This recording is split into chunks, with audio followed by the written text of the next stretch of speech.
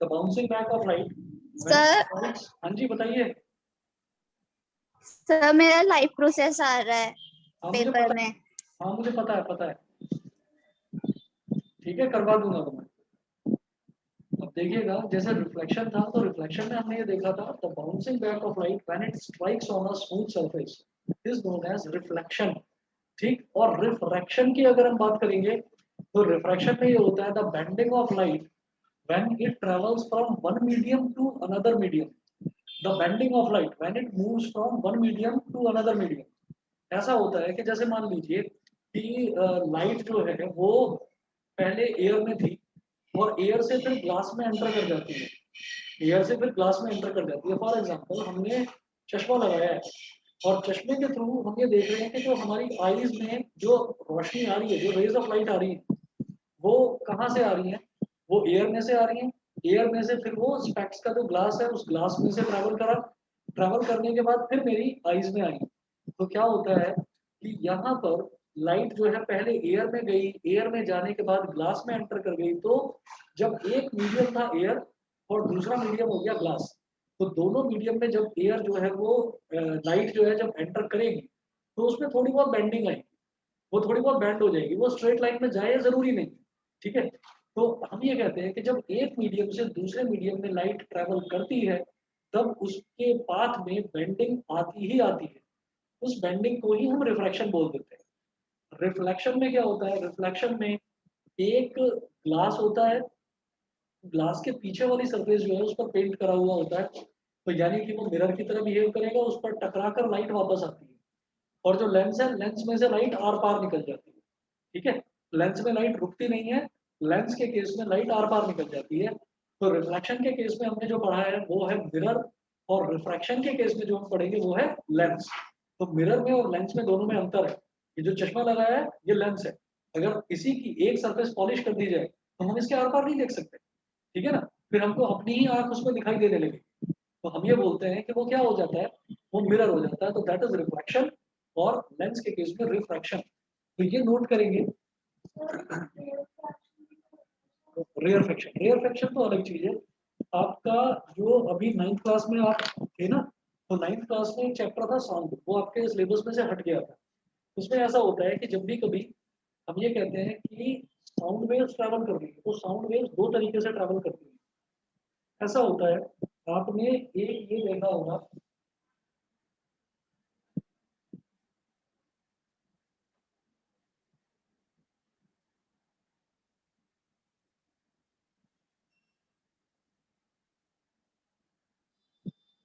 ठीक ना, आइसक्रीम के जो छोटे जो ठेले होते हैं उस पर आपने बल्ब हॉर्न लगा हुआ देखा होगा ऐसे, और इसके आगे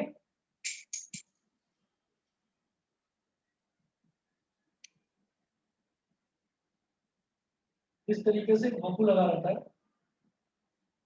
नीचे हैंडल होता है। तो यहाँ पर क्या है कि हैंडल से पकड़ते हैं और पीछे से इसको प्रेस करते हैं तो आगे से आवाज निकलती है। देखा है कभी? है ना? तो ये जो भोंपू होता है इसको जो मतलब इसको बोलते हैं बल्ब हॉर्न, इसको बोलते हैं बल्ब हॉर्न। तो क्या होता है कि बल्ब, ये रबर का एक मेम्ब्रेन होता है, रबर का बल्ब होता है, रबर का ऐसा हो गया जैसे कि कोई बड़ा सा बल्ब हो, उसको हम प्रेस करते हैं तो क्या होता है कि जो अंदर एयर के मॉलिक्यूल्स हैं वो एयर के मॉलिक्यूल्स प्रेस होते हैं। एयर एयर के मॉलिक्यूल्स आगे जो इसमें मेटल का मेम्ब्रेन लगा रहता है वो मेटल के मेम्ब्रेन में वाइब्रेशंस पैदा कर देते हैं। उस वाइब्रेशंस के पैदा होने से इसमें भोंपू जैसी आवाज आती है, इसको बल हॉर्न बोलते हैं। तो क्या होता है कि जब भी हम कुछ चीज बोलते हैं तो कई सेंटेंसेस हम बहुत ज्यादा स्ट्रेस देकर, जैसे मैंने बोला स्ट्रेस देकर दबा कर कई चीजों को हम बोलते हैं, कई चीजों को हम ऐसे ही खुला बोल देते हैं, है ना? तो मैंने ये बोला कि ये चीज बहुत ज्यादा इम्पोर्टेंट है, तो मैंने इम्पोर्टेंट पर थोड़ा सा स्ट्रेस डाला। तो जब मैंने इम्पोर्टेंट पर स्ट्रेस डाला तो दैट मीन्स वो स्ट्रेस मेरे वोकल कॉर्ड पर भी पड़ा। और वोकल कॉर्ड पे, वोकल कॉर्ड हमेशा दो होते हैं, दोनों वोकल कॉर्ड जब इस तरीके से वाइब्रेट होते हैं तब आवाज बाहर निकलती है, नहीं तो आवाज बाहर नहीं आएगी। अगर वोकल कॉर्ड के बीच में कुछ फंस जाए तो हम कितना भी बोले आवाज बाहर निकलेगी। ठीक है, तो आप ये देखिएगा, this sound is produced by vibrating objects, और उसमें जो वाइब्रेशन होते हैं वो अलग अलग तरीके के होते हैं। जब कभी हम स्ट्रेसफुली किसी चीज को बोलते हैं तो जो हमारे बोलने की वजह से जो एयर के पार्टिकल्स हैं, जब वो एयर के पार्टिकल्स बहुत ज्यादा नजदीक आ जाते हैं, तो इस कंडीशन को हम बोलते हैं बेटा कंप्रेशन। और अगर किसी चीज को हम ऐसे ही बोलते चले जाएं कि हाँ ये तो ऐसे होता है, कुछ भी बोल दिया, बस ऐसे ही कुछ भी हमने बोल दिया, तो इसका मतलब हम किसी भी चीज पर स्ट्रेस नहीं डाल रहे, यानी कि हमने एयर मॉलिक्यूल्स को फ्री छोड़ दिया कि आप फ्रीली ट्रेवल करिए। तो एयर मॉलिक्यूल्स बहुत दूर दूर होते हैं, तो जब एयर मॉलिक्यूल्स दूर दूर होते हैं तो इसको बोल देते हैं रेयर फ्रैक्शन, इसको बोल देते हैं rare fraction.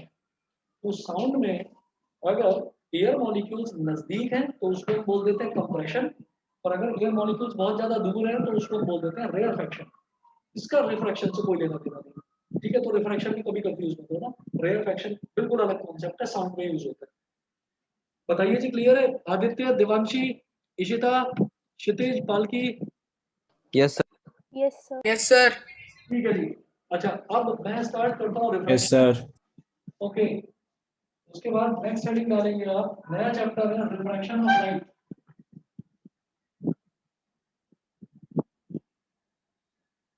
Refraction of light.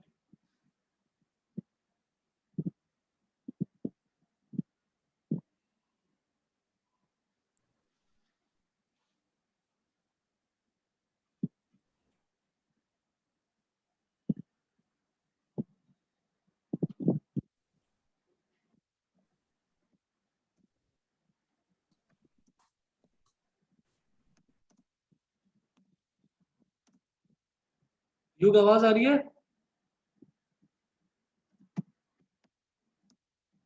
युग। Yes sir. आ रही है सर, आ रही है। Okay okay okay.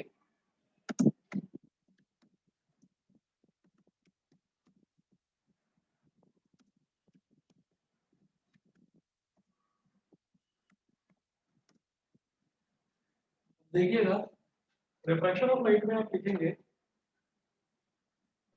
The change in direction of light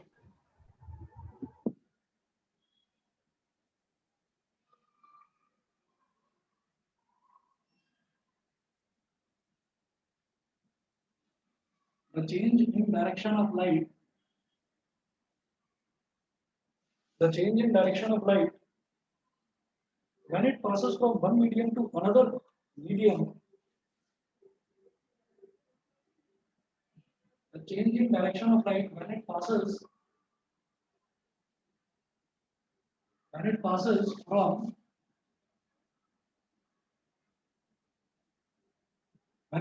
from one medium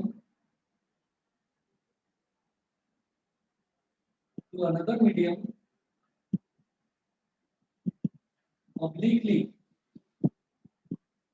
Obliquely के आगे ना ब्रैकेट में लिख लीजिए at an angle. Obliquely के आगे ब्रैकेट में लिख लीजिए at an angle is called the refraction of light. Is called refraction of light. और करके लिखें, और करके the bending of light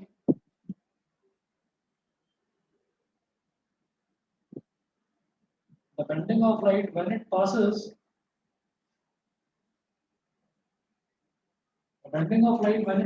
from one medium to another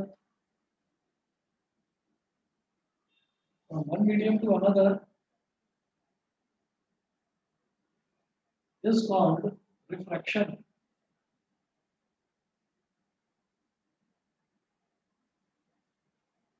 Is called refraction.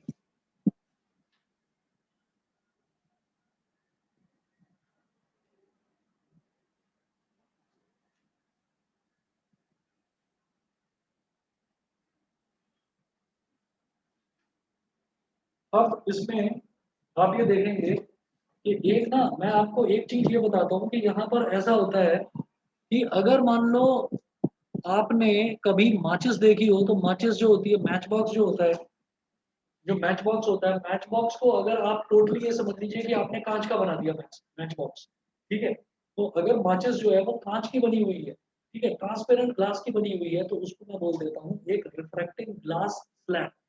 Refracting glass slab. तो रिफ्रैक्टिंग ग्लास स्लैब जब भी कभी आपके स्कूल खुलेंगे तब आप देखेंगे कि वो प्रैक्टिकल आपको करवाएंगे। तो प्रैक्टिकल करवाते हैं हमेशा रिफ्लेक्शन और रिफ्रैक्शन का प्रैक्टिकल होता है। ठीक, तो जो रिफ्रैक्टिंग ग्लास स्लैब है, बेटा मेरी स्क्रीन ठीक से दिखाई दे रही है देवांशी? अभी ठीक है?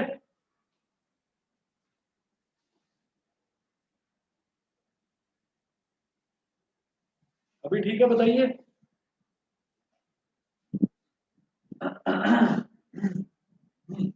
तो हम ये बोलते हैं रिफ्रैक्शन को स्टडी करने के लिए मुझे एक रिफ्रैक्टिंग ग्लास स्लैब की जरूरत होती है। एक बार ना मीटिंग एंड करके दोबारा ज्वाइन करके देखिए, लीव करके दोबारा ज्वाइन करके देखो, आ जाएगा। सक्षम, आवाज आ रही है ठीक से? सक्षम, आवाज और वीडियो दिखाई दे रही है ठीक से? ठीक है, ठीक है, ओके। आप लोगों ने माइक ऑफ कर रखे हैं क्या अपने? नहीं सर, अनम्यूट किया ही नहीं था। अच्छा अच्छा, तो बोल दिया करो, मेरे को ना देखना पड़ता है फिर उसमें। ठीक है, चलिए। अब देखिएगा कि यहाँ पर बल्कि थोड़ा सा बड़ा बनाता हूँ डायग्राम। ये रिफ्रैक्शन की बेसिक डेफिनेशन को एक्सप्लेन करेगा एक डायग्राम।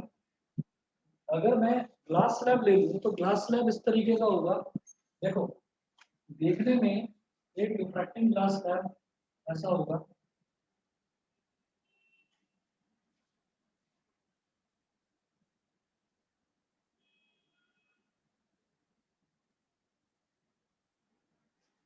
देखने में इस तरीके का होता है जैसे कि एक मैच बॉक्स होती है ना, बस ये समझ लीजिए कि कांच का होगा।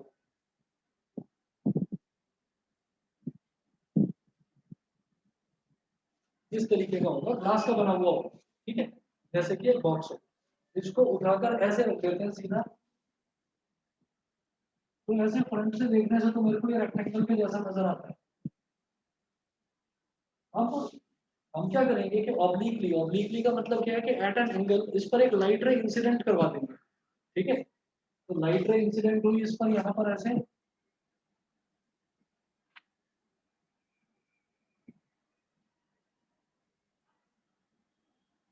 लाइट रे ऐसे इंसिडेंट हुई। अब यहाँ पर आपने क्या करा,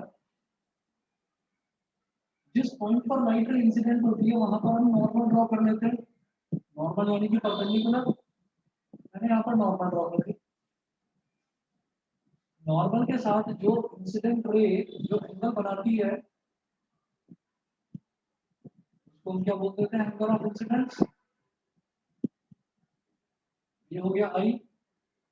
उसके बाद क्या है कि कायदे से तो ये ऐसे सीधी निकल जानी चाहिए थी लाइट रे, लेकिन सीधे नहीं जाएंगी क्योंकि बाहर जो है ये जो मीडियम था ये है एयर,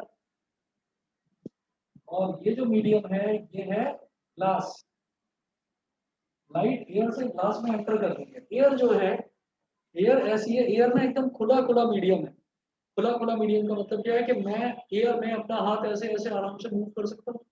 ठीक है, अब यही ये ग्लास स्लैब है, क्या मैं ग्लास स्लैब के अंदर हाथ घुसा सकता हूँ? नहीं घुसा सकते क्योंकि वो सॉलिड है। ठीक, सॉलिड के जो मॉलिक्यूल्स हैं दे आर क्लोजली पैक्ड। लेकिन अगर मैं एयर की बात करूँ तो एयर मॉलिक्यूल्स तो ऐसे खुले खुले होते हैं, तो उसमें तो हाथ ऐसे ही जा सकता है। तो हम ये कहते हैं कि अगर किसी भी चीज के मॉलिक्यूल्स बहुत ज्यादा क्लोजली पैक्ड है, नजदीक नजदीक है, तो उसको मैं बोल देता हूँ डेंसर मीडियम। और अगर किसी के भी मॉलिक्यूल्स वो खुले खुले हैं तो उसको मैं क्या बोल दूंगा, रेयर मीडियम। तो जो एयर है, air is a rare medium. जो ग्लास है, ग्लास होता है एक डेंसर मीडियम। इंसिडेंट रे यहाँ पर ऐसे आई तो ये स्ट्रेट ना जाकर ये थोड़ा सा बेंड कर जाती है ऐसे नॉर्मल की तरफ, ऐसे बेंड कर गई। अब ये जो नॉर्मल की तरफ बेंड करी, अब ये क्योंकि यहाँ पर कोई पॉलिश सरफेस नहीं है तो ये आर पार निकल जाएगी। यहाँ पर नॉर्मल बना लीजिए। अब ये निकलेगी जब बाहर, तो बाहर निकलेगी तो ये ओरिजिनल इंसिडेंट रे के पैरेलल होकर निकलेगी।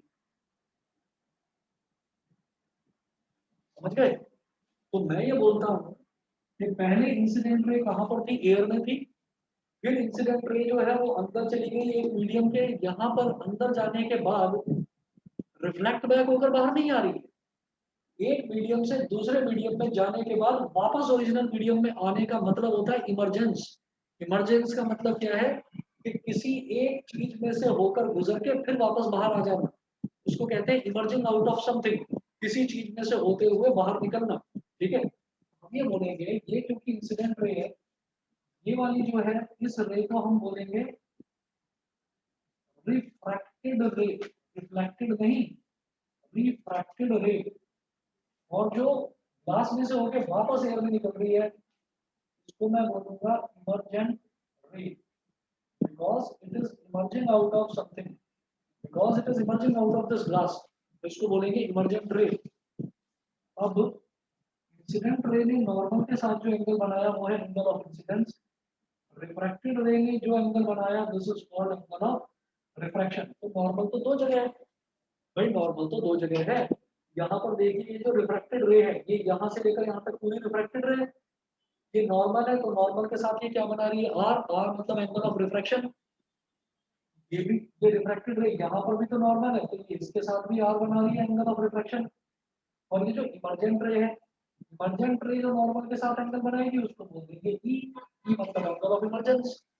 तो यहाँ पर हम ये बोलेंगे कि angle I is equal to angle of incidence, angle R is equal to angle of refraction, angle E is equal to angle of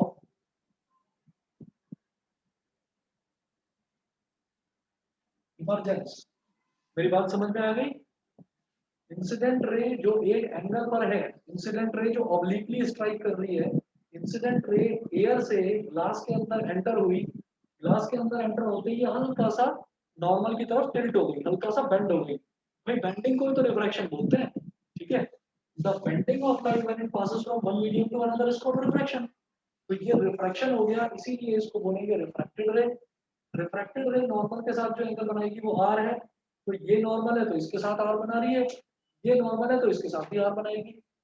ये जो ई है, ये जब रे वापस एयर में बाहर निकल गई तो ये जो ओरिजिनल रे थी, अगर ये रास्ते में ग्लास आता ही नहीं तो ये ऐसे जाती, लेकिन रास्ते में ग्लास आ गया तो फाइनली ये इस ओरिजिनल रे के पैरेलल ही निकल के आएगी। ये हो गया इमर्जेंट रे। उसके बाद हम ये बोलते हैं कि इमर्जेंट रे में और प्रोड्यूस्ड इंसिडेंट रे के बीच में जो स्ट्रेट लाइन डिस्टेंस होता है इसको बोल देते हैं लेटरल डिस्प्लेसमेंट। इसको बोल देते हैं लेटरल डिस्प्लेसमेंट। यहाँ तक क्लियर है? Yes, sir. समझ गए?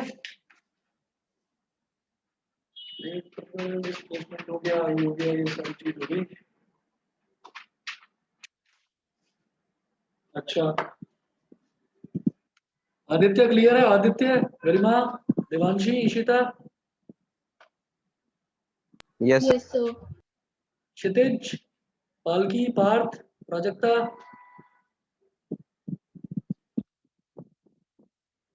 Yes sir. बोल क्यों नहीं रहे हो भाई? समझ में आ रहा है कि नहीं ये बताओ? नहीं आ रहा है तो दोबारा बताऊंगा।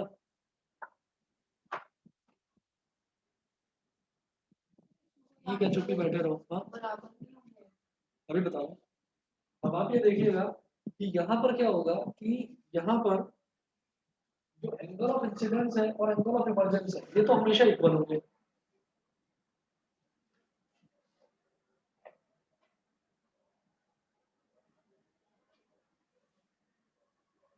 लेकिन एंगल ऑफ इंसिडेंस और एंगल ऑफ रिफ्रैक्शन ये इक्वल नहीं है।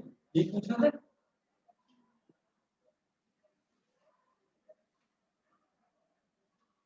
Here एंगल ऑफ इंसिडेंस और एंगल ऑफ इमर्जेंस ये दोनों तो इक्वल हो जाएंगे, लेकिन एंगल ऑफ इंसिडेंस और एंगल ऑफ रिफ्रैक्शन ये इक्वल नहीं है। अच्छा, इसके बाद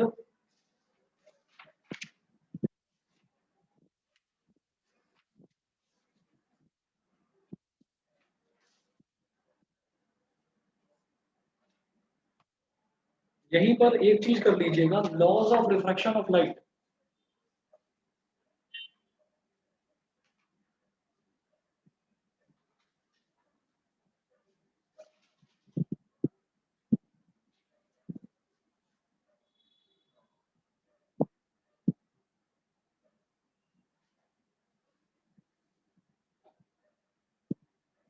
laws of refraction of light, refraction के लॉज क्या होते हैं? तो पहला लॉ तो वही है जो रिफ्लेक्शन का भी था, the incident ray, the normal and the refracted ray, they all lie in the same plane.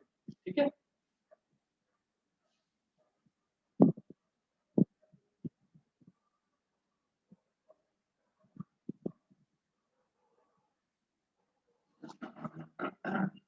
there are two laws of refraction.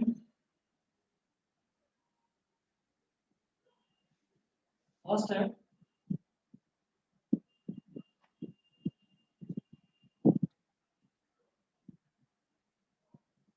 the incident ray, the refracted ray, and the normal at the point of incidence all lie in the same plane। पहली चीज। दूसरा,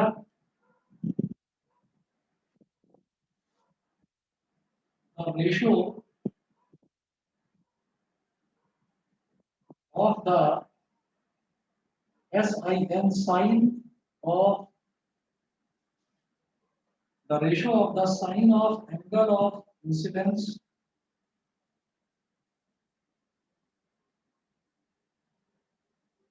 to the sign of angle of refraction, the ratio of the sign of angle of incidence to the sign of angle of refraction, to the sign of angle of refraction is a constant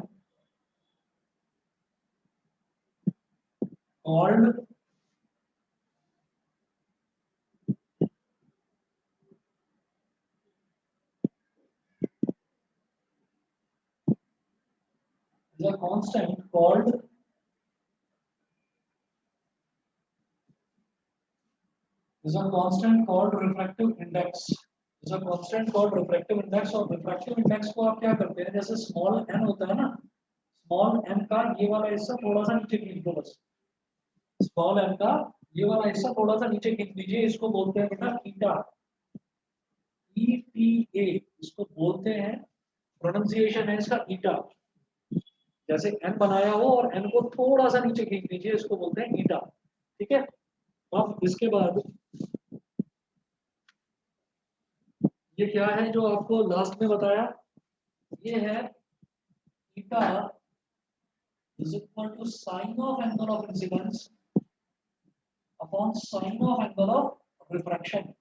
तो हम ये कहते हैं कि जैसे reflection में तो एक बहुत सिंपल सा रूल था कि angle of incidence is always equal to angle of reflection, बड़ा आसान रूल था मिरर वाले केस में। लेकिन यहाँ पर क्या है कि sine i upon sine r ये ईटा के बराबर होता है, और ईटा को हम बोलते हैं रिफ्रैक्टिव इंडेक्स। ठीक है, तो ये दो रूल्स हैं। पहला रूल तो वही है same, incident ray, refracted ray and the normal to the point of incidence all lie in the same plane. और दूसरा ये है, उसके बाद दो तीन छोटे छोटे क्वेश्चंस हैं। अब पहला लिखेंगे आप कॉज ऑफ रिफ्रैक्शन, हेडिंग डालेंगे कॉज ऑफ रिफ्रैक्शन।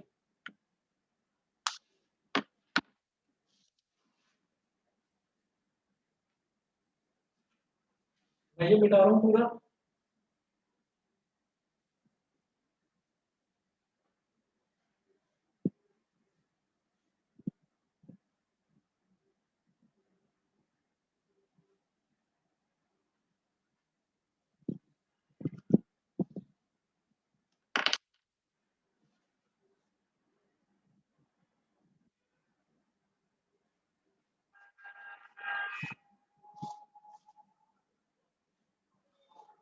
हम लिखेंगे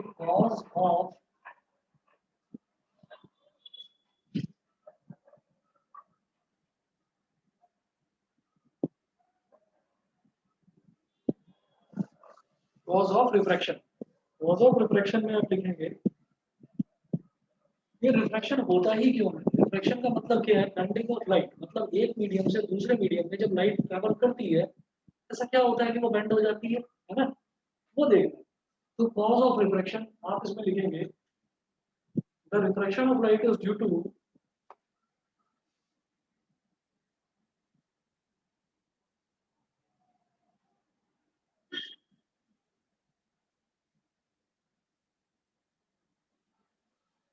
the refraction of light is the refraction of light is due to the change in the speed of light. The refraction of light is due to the change in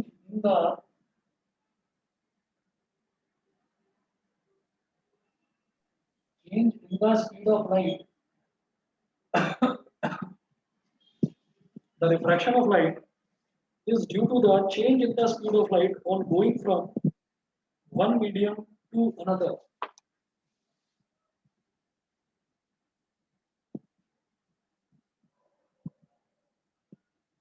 Going from one medium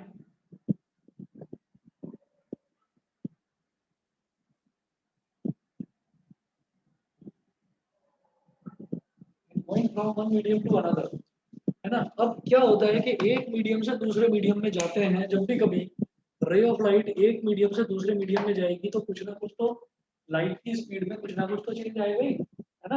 अब आप normal सा एक example देकर देखो कि अगर मैं rare medium की बात करूं, रेयर मीडियम मतलब खुला मीडियम मतलब ये जो पूरा जो यूनिवर्स है, जमीन है, जमीन पर मैं चल रहा हूँ तो मैं खुला चल रहा हूँ क्योंकि एयर पार्टिकल्स हैं, चारों तरफ एयर पार्टिकल्स हैं, डस्ट पार्टिकल्स हैं, तो हम चल पा रहे हैं बड़े आराम से। अभी अगर आप ये सोचिएगा कि अगर मैं एयर की बात करूं तो एयर के पार्टिकल्स बहुत ज्यादा खुले खुले बहुत ज्यादा दूर दूर है, तो उसको मैं क्या बोलूंगा, खुला हुआ मीडियम यानी कि रेयरर मीडियम। ठीक। अब इसकी जगह हम ये सोचते हैं कि हम स्विमिंग पूल में एकदम कूदने वाले हैं। हम स्विमिंग पूल में कूदते हैं तो जिस स्पीड से हम एयर में कूदते हैं या उसी स्पीड से हम पानी के अंदर में जाएंगे, नहीं, क्योंकि पानी के पार्टिकल्स जो है वो एयर के कंपैरिजन में काफी नजदीक आ जाते हैं। ठीक है, तो वो पानी के कंपैरिजन में थोड़ा सा डेंस है, सॉरी एयर के कंपैरिजन में पानी थोड़ा सा डेंस है। तो क्या होता है कि जब भी हम एयर से पानी के अंदर कूदेंगे तो हमारी स्पीड भी कम हो जाएगी। और अगर मान लीजिए हम पानी में तैर रहे हैं तो पानी में तो हमको बड़ी ताकत लगानी पड़ती है, या हमको एयर में भी उतनी ताकत लगानी पड़ती है। एयर में तो हम नॉर्मली आराम से चलते हैं, कोई प्रॉब्लम नहीं है। तो कहने का मतलब ये है कि कोई ऑब्जेक्ट है, चाहे हम खुद भी हैं, अगर हम भी एक रेयरर मीडियम से डेंसर मीडियम में या डेंसर मीडियम से रेयरर मीडियम में जाएंगे, हमारी स्पीड में भी फर्क आ जाए। समझ गए। तो कुल मिलाकर ये है कि जब भी कभी whenever the light goes from one medium to another medium, the refraction of light is due to the change in the speed of light in going from one medium to another। एक medium से दूसरे medium में जब light travel करती है तो obvious सी बात है उसकी स्पीड चेंज होगी, और जब स्पीड चेंज होगी तो उसका पाथ भी डिफ्लेक्ट होगा, वो सीधी नहीं जाएगी, वो कहीं ना कहीं बेंड हो जाएगी। समझ गए। बताइए बेटा, ऑनलाइन सभी को क्लियर है। Yes, sir. ठीक है, बाकी बच्चे बताइए। क्षितिज क्लियर है। Yes. Palki, Devanshi, Parth Yes, sir. Clear है। इशिता, गरिमा, आदित्य, नहीं दोबारा बताऊं। Yes, sir. Clear. अच्छा, अब इसके बाद में एक चीज और देखेंगे, एक पॉइंट और नोट करें। Greater the difference in the speeds of light,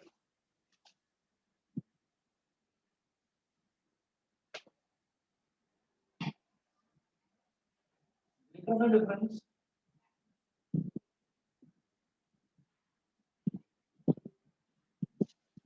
greater the difference in the speeds of light in the two media,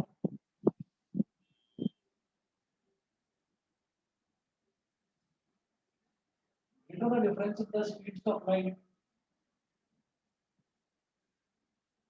in the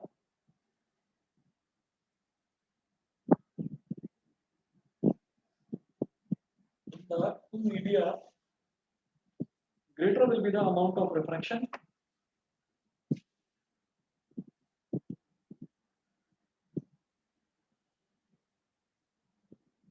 Greater will be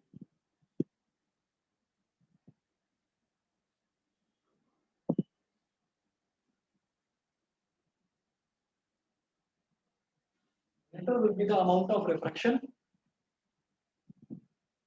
of light.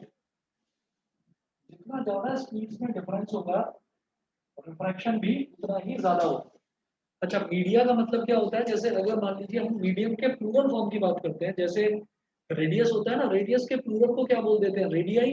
उसी तरीके से मीडियम के प्लूरल को बोल देते हैं मीडिया। ठीक है, आगे नोट करिएगा। आगे अब हमने ये कह दिया कि अगर मान लीजिए किसी एक मीडियम से दूसरे मीडियम में लाइट ट्रैवल कर रही है तो स्पीड में चेंज आता है। स्पीड में चेंज आना तो ऑब्वियस है। अब उस स्पीड में चेंज आता है, इस वजह से रिफ्रैक्शन हो जाता है। स्पीड में चेंज आता है, इस वजह से रिफ्रैक्शन हो जाता है, यानी कि बेंडिंग हो जाती है। क्यों? इसका कोई जवाब? स्पीड में अगर चेंज आ गया तो रिफ्रैक्शन क्यों होता है? क्या? एंगल चेंज होगा। एंगल क्यों चेंज होगा? कोई तो रीजन होगा। एक पॉइंट और लिखेंगे, हेडिंग डालेंगे जरा।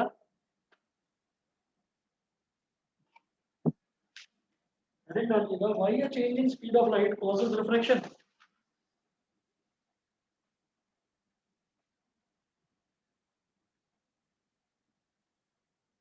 Why a change in speed of light? Why a change in speed of light causes refraction?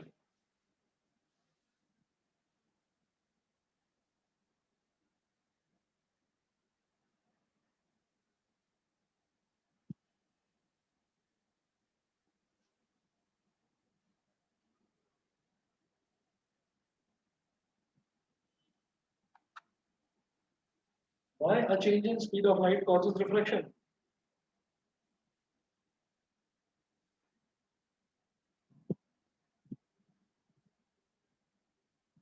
अब देखिएगा, इसमें दो तीन पॉइंट्स लिखवाऊंगा। पहला पॉइंट लिखेंगे the fact that the speed of light waves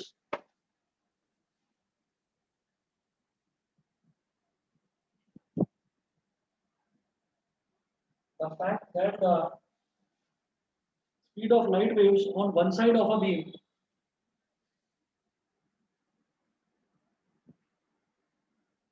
that the speed of light waves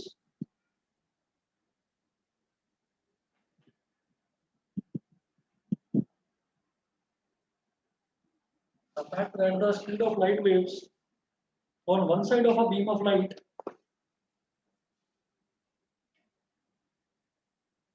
on one side of a beam of light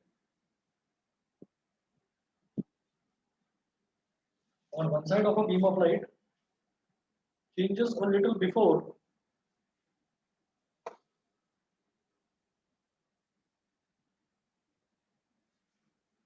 changes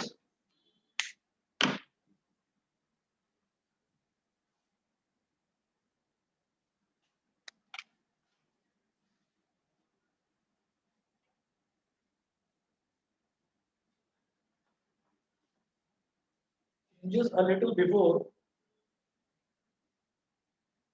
the change in speed on its other side changes a little before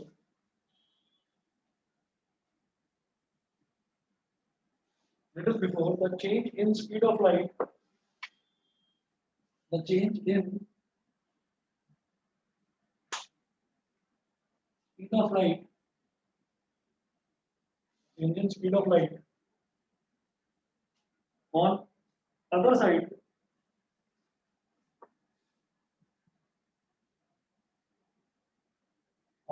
side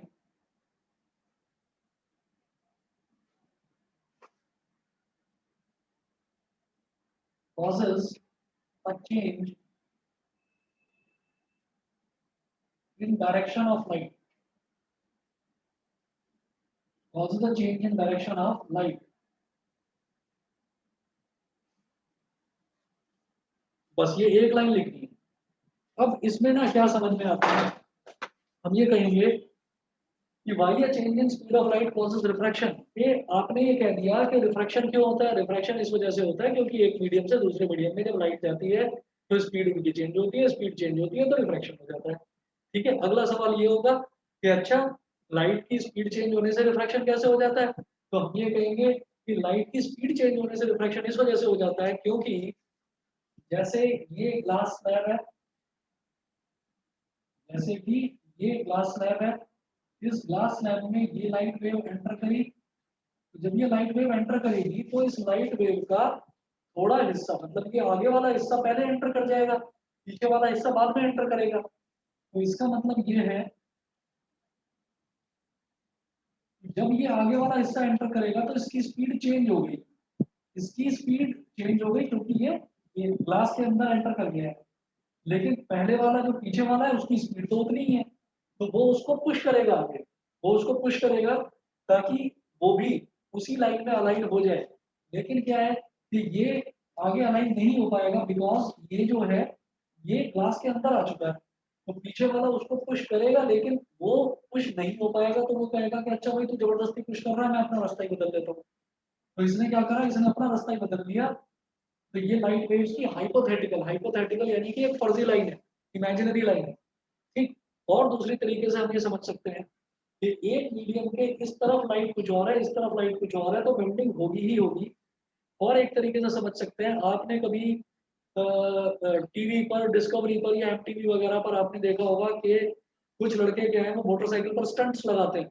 ठीक है, तो आपने देखा होगा कि कई बार ऐसा होता है कि मोटरसाइकिल उन्होंने ले रखी है और वो पूरा का पूरा ऐसे गोल गोल गोल गोल घूम जाता है। तो वो कैसे करते हैं, वो उसका एक सिंपल सा तरीका है, उन्होंने उस चीज को प्रैक्टिस करके समझ रखा है आराम से। वो थोड़ा सा उसको टिल्ट करते हैं। टिल्ट करने का मतलब क्या है कि अब जो मोटरसाइकिल है वो स्ट्रेट नहीं है, समझ गए। कभी भी स्ट्रेट बाइक जो है वो कभी भी स्किड नहीं मारेगी, स्ट्रेट बाइक कभी भी स्किड नहीं मारेगी, स्ट्रेट बाइक हमेशा गिरेगी। तो वो हमेशा पहले उसको टिल्ट कर लेते हैं। टिल्ट करने का मतलब क्या है, एट एन एंगल, वो ग्राउंड के साथ में अब वो स्ट्रेट नहीं खड़ी हुई, अब वो एक एट एन एंगल है, यानी कि ऑब्लिकली हो गई अब वो। उसके बाद उन्होंने क्या करा कि मोटरसाइकिल पूरी एक लंबी स्ट्रेट एक थिंग है जिसमें आगे एक व्हील है और पीछे एक व्हील है। आगे वाले व्हील को ब्रेक लगाकर आगे वाले व्हील को रोक देते हैं, लेकिन पीछे वाले व्हील की स्पीड को बढ़ा देते हैं, समझ गए। जो इंजन है, इंजन पीछे वाले व्हील के साथ कनेक्ट रहता है, तो आगे वाले व्हील को ब्रेक लगाकर उन्होंने रोक दिया और पीछे वाले व्हील के लिए उन्होंने स्पीड को बढ़ा दिया। तो दोनों पॉइंट्स की जब स्पीड चेंज हो गई तो आगे वाला तो रुका हुआ है लेकिन पीछे वाला चलने की कोशिश करेगा, पीछे वाला चलने की कोशिश करेगा, उसे जगह नहीं मिलेगी क्योंकि आगे वाला रुका हुआ है, तो अल्टीमेटली फिर वो टर्न लेना शुरू हो जाएगा, वो घूमना शुरू हो जाएगा। तो वही एक्सक्यूज चीज सर, यहाँ पर है। हाँ जी बताइए। सर इसका मतलब क्या ये है कि ग्लास के अंदर जो लाइट रे है वो अलग है और जो ग्लास के बाहर है वो अलग है? बिल्कुल सही, लाइट वेव जो है ना, लाइट वेव तो सेम है, लाइट वेव तो सेम है, लेकिन अब वो उनका जो बिहेवियर है वो अलग हो गया क्योंकि वो तो ग्लास के अंदर है और दूसरी वो ग्लास के बाहर है। फॉर एग्जांपल, मेरा एक हाथ हवा में है और दूसरा हाथ पानी में है, तो ये वाला हाथ तो ऐसे ऐसे मूव करेगा लेकिन ये वाला हाथ ऐसे ऐसे ऐसे ऐसे मूव करेगा। क्यों? क्योंकि पानी के पार्टिकल्स इस वाले हाथ को रोकेंगे, समझ गए। Yes sir, yes sir. वो पीछे की रे होती वो है, पीछे की रे है, एक्सटेंडेड रे है, जो जबरदस्ती उसको और जो पुश करने की आगे कोशिश। वाले आते हैं वो आगे की रे है। हाँ, ये वाली जो रे है ये एक्चुअल में ओरिजिनल रे, ठीक है। ये रे ये है एक्चुअली क्या है ना कि रे जो है ना, रे भी पार्टिकल से, छोटे छोटे पार्टिकल से मिलकर बनी है। वो अभी आप डिटेल में पढ़ेंगे नहीं, वो पढ़ेंगे 11th क्लास में, 11th में भी नहीं 12th में पढ़ोगे, उसको बोलते हैं फोटोन। आपने सुना है ना, एक वो इंटरनेट की डिवाइस आती है टाटा की, फोटोन। तो वो जो फोटोन होती है, हम ये कहेंगे कि हर एक चीज किसी ना किसी चीज से मिलकर बनी हुई है। हम कहते हैं हवा किसी ने नहीं देखी, लेकिन हम कह देते हैं ना हवा किससे बनी है, nitrogen, oxygen, sulphur dioxide, carbon dioxide, ये सारी गैसेस मिली हुई हैं। कुछ धूल भट्टी जिनको डस्ट पार्टिकल्स बोल देते हैं वो सब मिला हुआ है, तो उसको हमने एयर बोल दिया। देखा तो नहीं है ना किसी ने एयर को, हाँ धूल को जरूर देखा है, महसूस जरूर करा है। इसी तरीके से रोशनी को मैंने देखा नहीं है लेकिन रोशनी को मैंने महसूस करा है कि ये लाइट जल रही है, इसलिए मैं आप सब लोगों को देख पा रहा हूँ। बंद हो जाएगी तो ना मैं आपको देख पाऊंगा ना आप मुझे देख पाऊंगा, समझ गए। तो ये भी एक एहसास है, और जो हवा है, जो एयर है, वो भी एक एहसास है। तो जब मैंने एयर को डिफाइन कर दिया कि air is made up of small small gas particles, dust particles, तो ये भी तो किसी पार्टिकल से बनी होगी लाइट वेव्स। तो लाइट की जो वेव्स होती हैं वो वेव्स बनी होती है एक सबसे छोटे पार्टिकल से, उसको बोलते हैं फोटोन। ठीक, तो पहले मतलब इस चीज को, इसको रे ऑप्टिक्स कहते हैं। ये रे ऑप्टिक्स जो आप अभी 10th में पढ़ रहे हैं एग्जैक्टली ऐसा ही 12th क्लास में भी है। यकीन ना हो तो फिजिक्स की अभी बुक दिखा देता हूँ। तो 10th का और 12th का फिजिक्स बहुत कॉमन है, 9th का और 11th का फिजिक्स बहुत कॉमन है। Same thing is with chemistry. तो आप ये देखिएगा कि वहां पर आप जब इसको पढ़ेंगे तो ये कहेंगे कि पहला फोटोन अंदर एंटर कर गया। यहाँ मैं उसको लाइट वेव बोल रहा हूँ क्योंकि 10th क्लास में उतना ही सिखाया जाता है। ठीक है, तो पहले जो लाइट वेव एंटर करी उसकी स्पीड वेरी हो गई, और जो पीछे वाली लाइट वेव है उसकी स्पीड कुछ और है, तो उनके डिफरेंस की वजह से बेंडिंग। समझ गए? बताइए बेटा, क्लियर है ऑनलाइन वालों को? Yes sir. Yes, sir. ठीक है, चलिए जी। Yes, एक तो sir. ये हो गया, हाँ जी। इसके बाद फिर दो अलग अलग तरीके के मीडियम्स हैं, उनकी डेफिनेशन नोट करेंगे। Optically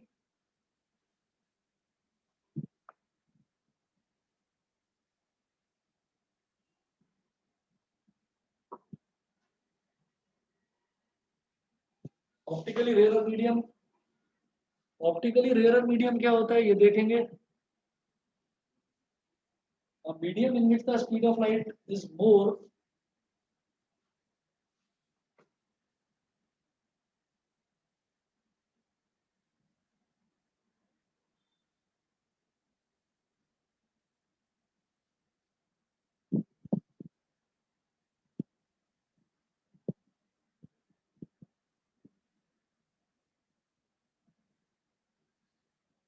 a medium in which the speed of light is more is called optically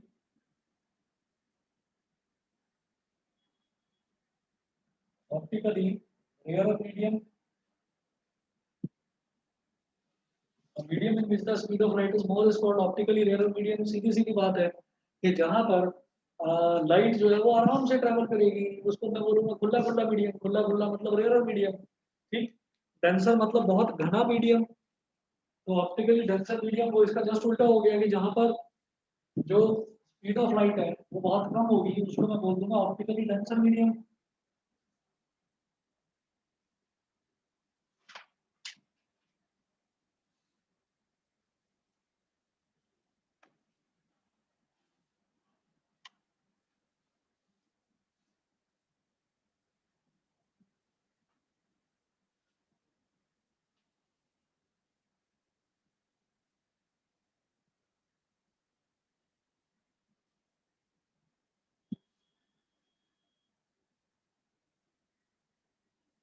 A medium is the speed of light।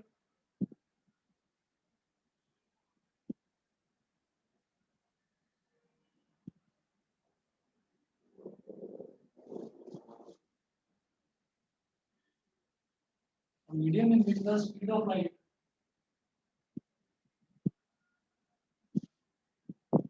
is less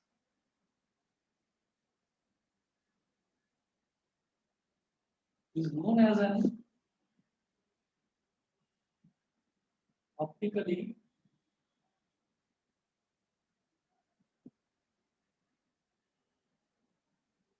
is known as a medium in which the speed of light is less is known as an optically denser medium।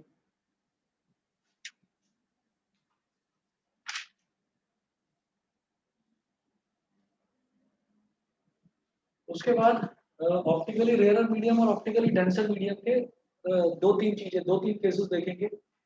हम सबसे पहले लिखेंगे case one, light travels from an optically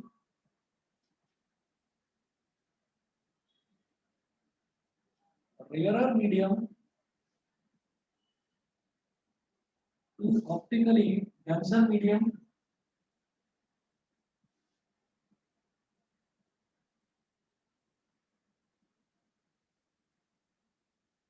comma it bends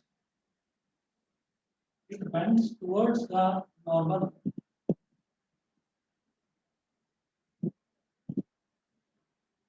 It bends towards the normal।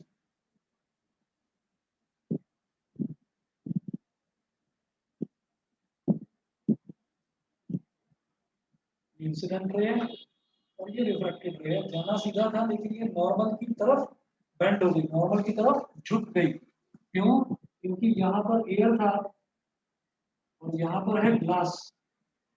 तो air is optically खुला खुला medium यानी कि rare medium, और glass is optically closely packed medium यानी कि ऑप्टिकली डेंसर मीडियम। तो यहाँ पर ये बोलेंगे ये हमारा इंसिडेंट रे है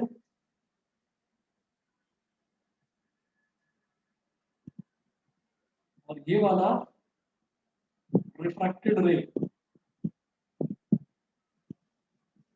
केस 1 के बाद में केस 2 नोट करेंगे।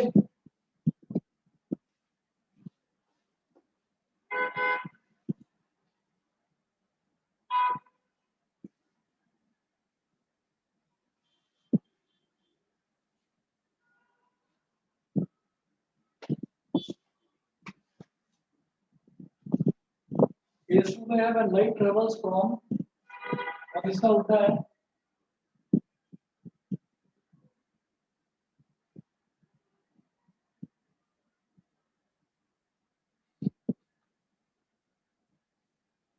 When light travels from an optically denser medium, when light travels from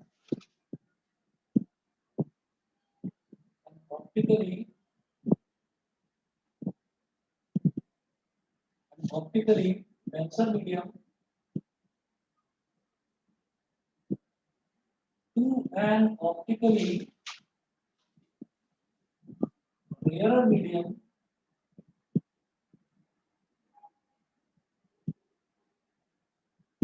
it bends away from the normal. It bends away from the normal.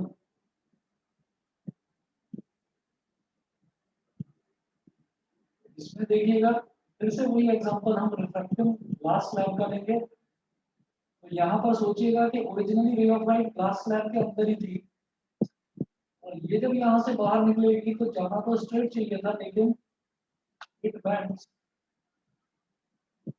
Away from the normal. Normal से normal के नजदीक न जाके normal से दूर भागेगी। ठीक है, इस केस में हमारी ये हो गई इंसिडेंट रे, क्योंकि ये यहीं से स्टार्ट हो रही है। ये हो गई इंसिडेंट रे और ये हो गई रिफ्रैक्टेड रे।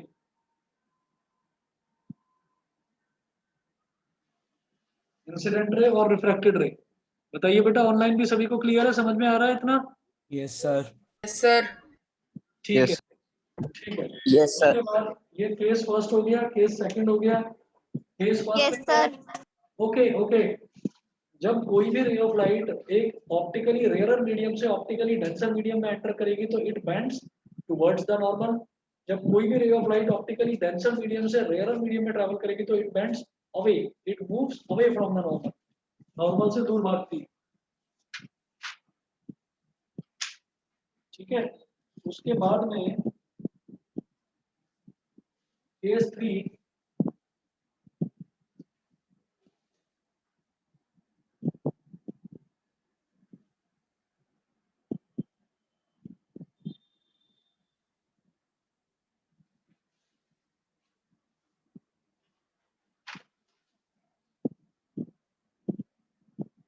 केस 3 है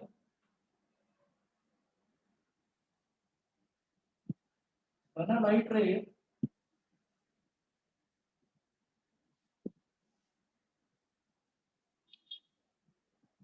falls perpendicularly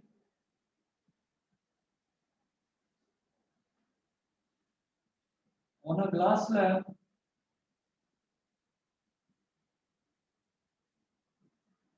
it does not show any refraction.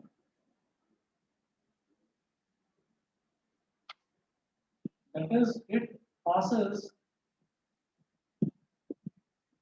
straight through.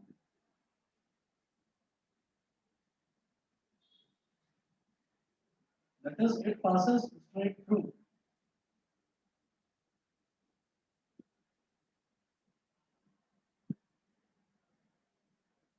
अगर कोई रे ऑफ लाइट इस तरीके से आती है ना, परपेंडिकुलरली गिरती है, तो वो तो खुद ही नॉर्मल है। क्या वो नॉर्मल की तरफ झुकेगी, क्या वो नॉर्मल से दूर भागेगी? तो ये ऐसे स्ट्रेट थ्रू ऐसे निकल जाती है, समझ गए? तो इसमें किसी तरीके का कोई रिफ्रैक्शन नहीं होता। ये 3 केसेस हैं, बस इतना कर लीजिए, उसके बाद नेक्स्ट आपको नेक्स्ट क्लास में करवाता हूँ कंटिन्यू। ठीक है, और देख लीजिए वही पहले